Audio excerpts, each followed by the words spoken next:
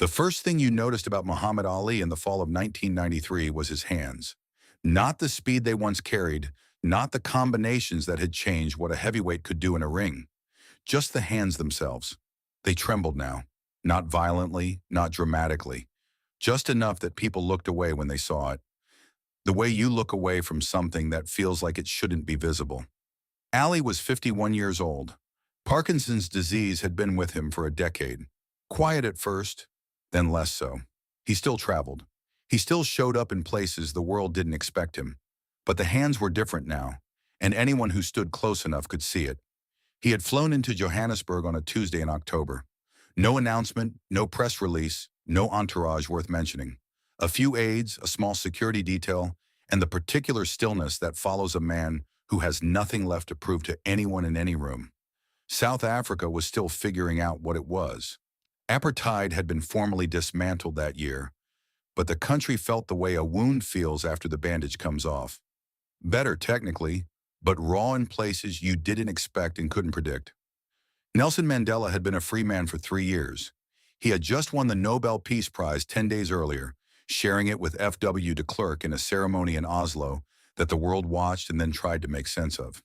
He was 75 years old and moving at a pace that made younger men tired just observing. The airport meeting was never supposed to be a moment. It was logistics, a greeting, a photograph, the kind of formal handshake that gets used in newsletters. Mandela's protocol team had arranged it. Ali's people had agreed to it. The cameras were in position. The aides stood where they were supposed to stand. Everything was in place for 30 seconds of nothing remarkable. Then Ali stopped. He was about 4 feet from Mandela when it happened. Not a gradual slowdown. He just stopped.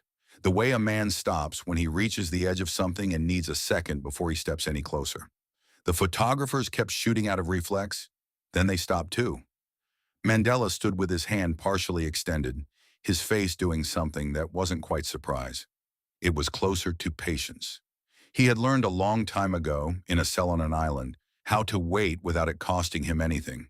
The aides looked at each other. Someone in the back coughed. The corridor went the specific kind of quiet that happens when a room full of people all decide simultaneously not to speak. Ali looked at Mandela's hand. He stood there and he looked at it. Not at Mandela's face, not at the cameras positioned around them, not at the people watching from a few feet away. He looked at the hand, and anyone close enough to see his expression would have told you that what was on his face was not hesitation. It was not rudeness, not confusion, not the slowness that sometimes came over him now because of the illness. It was the expression a person wears when they are reading something carefully and don't want to miss a word. What Ali knew about those hands he had learned before the plane landed. He had read about Robben Island the way a fighter studies an opponent. Not casually, not for general knowledge, but because he needed to understand what he was actually dealing with. He knew that for 18 years, Mandela had been made to break rocks in a limestone quarry under the South African sun. The reflected glare off the white stone had permanently damaged his eyes. His hands had been used as instruments day after day in a place constructed specifically to reduce a man to the minimum version of himself. And the fact that stayed with Ali on the long flight, the one he kept turning over, was that it hadn't worked. The man standing 4 feet in front of him had entered that quarry as Nelson Mandela and walked out of it 2 decades later, still Nelson Mandela. More himself, some said, than when he went in. Ali had lost things too. Not a prison, not 18 years, not his eyesight. But in 1967, he had refused induction into the United States Army and told the world without apology that he had no quarrel with the Viet Cong, and the response had been total. They stripped his title. They revoked his license. They took his income and 3.5 years of his career, which in a boxer's life is not simply 3.5 years. It is the difference between who you were at 25 and who you might have been at 29, and it cannot be recovered. He was 25 when they took it. He was 29 when the courts returned it. The years between those two numbers belong to a version of his life that exists nowhere except in the question of what would have happened otherwise. So he understood from the inside what a system could take from a man who refused to cooperate with it. He understood the particular loneliness of being right about something at a moment when being right carried a price almost no one else was willing to pay. But those hands, that was a different order of understanding. He stepped forward. He didn't extend his own hand in the ordinary way. Instead, he took Mandela's hand in both of his, carefully, the way you'd hold something you were trying to read through touch.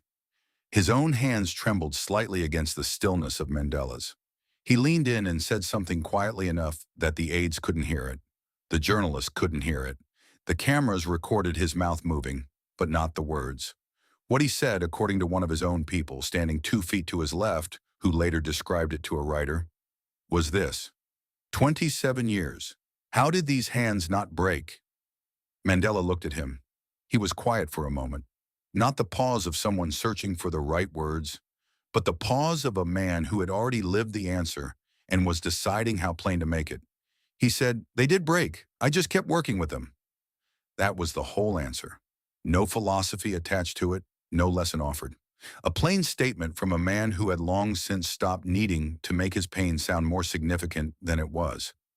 Ali let go of the hand. He straightened up. The expression on his face in the photographs taken in the seconds that followed, a handful of which ran in papers the next day before the story was overtaken by other news, is difficult to describe without getting it wrong. It wasn't awe. It wasn't the face of a man who had just been moved by an inspiring moment. It was quieter and harder to name. It looked like recognition, like a man who had been carrying a question without quite knowing it, and had just received an answer he wasn't prepared for. The formal photographs happened. The protocol moved forward. The corridor filled with sound again. But what the people who were there remembered, the aides, the journalists who caught the edge of it, the members of Mandela's security detail positioned near the front, was that pause. Those 4 or 6 seconds when Muhammad Ali stood in a Johannesburg airport and couldn't complete a handshake. Not because he was being difficult, because he needed to look first. Because standing in front of hands that had worked a limestone quarry for 18 years, he had to see them before he knew what the right response even was. Later that afternoon, the scheduled meetings took their course. Other people in other rooms, the usual movement of 2 public figures through an organized day. But in the late afternoon, Ali and Mandela were left alone for nearly an hour in a small side room off one of the meeting halls. One of Mandela's aides stood outside the closed door. He said afterward that he heard almost nothing from inside. Occasionally a laugh from one of them, mostly the low sound of 2 voices he couldn't make out. When Ali came out, he was quieter than he had been all day. His aide asked how the conversation had gone. Ali considered this for a moment. He said, "He told me what kept him going in there." The aide waited. Ali picked up his jacket and didn't say anything else. What had kept Mandela going in that prison was something he had written about in fragments across the years. Never entirely, always in pieces. It wasn't an ideology, or not only that. It was simpler and harder than ideology. It was the decision, made fresh every morning in a cell, not to become what the prison was designed to make him. Bitterness was available.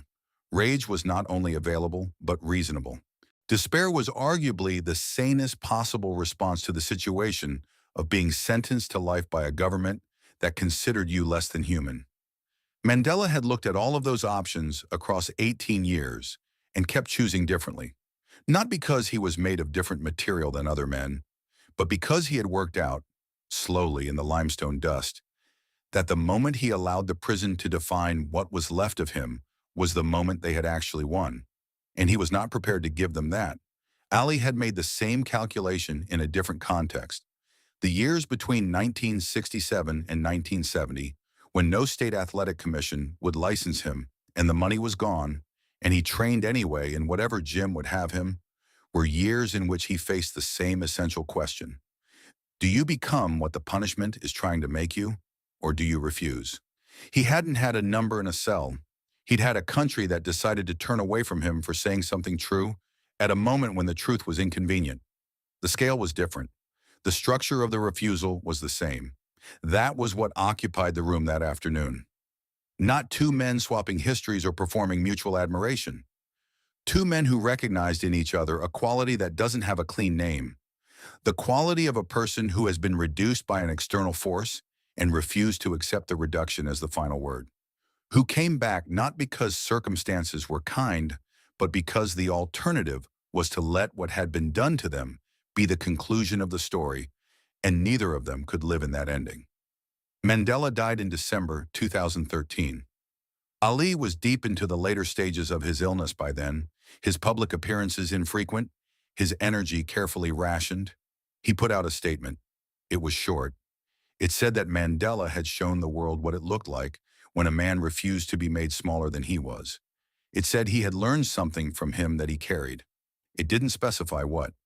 But if you go back to the airport photograph, the one where Ali has Mandela's hand in both of his, and his eyes are down, looking at the hand, not the camera, you can get close to what it might have been. It is an image of a man who flew to another continent because he needed to see something with his own eyes. Because he had read about it and turned it over in his mind on long flights for reasons he may not have been fully able to name even to himself. And when he finally stood in front of it, he couldn't just complete the gesture and move on. He had to stop. He had to look. He had to hold the thing in his hands before he could understand what it meant. The highest form of respect one fighter can give another is not praise. It's attention. Real attention. The kind that costs you something.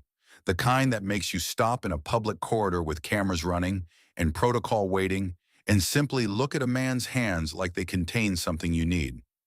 Ali gave Mandela that. And Mandela, who had spent 27 years being looked at as a symbol, a prisoner number, a problem to be managed, looked back at him and answered in the plainest language he had left. They did break. I just kept working with them. That's the whole story. Not the Nobel Prize, not the presidency, not the arc of a nation finding its way to the other side of something that should never have existed.